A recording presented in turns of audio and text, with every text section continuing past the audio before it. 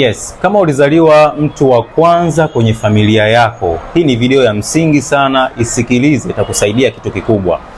Kimsingi firstborn ama mtoto wa kwanza kuzaliwa kwenye familia anakuwa amebeba maono na dira kubwa sana ya familia, na ndio maana ikitokea mtoto wa kwanza akafeli, kwa maana akashindwa kufanikiwa, kuna gap kubwa sana inakuja pindi ambapo mzazi atasubiri matunda ya mtoto wake na yasipatikane. Kwa hiyo inalazimu kizazi kinachofuata ndicho kianze kusikiliziwa kuja kuleta mabadiliko kwenye familia. Inamaanisha nini?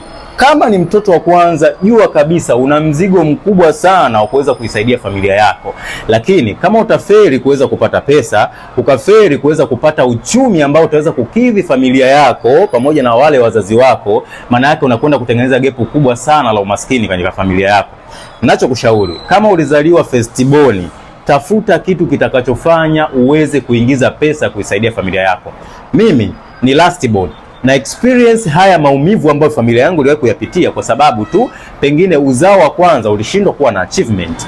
Nipo hapa kukusaidia kuweza kupata biashara ambayo itaweza kubadilisha maisha yako na familia yako. Kama ni firstborn, hakikisha unachukua namba yangu na unanipigia ili niweze kukuelimisha.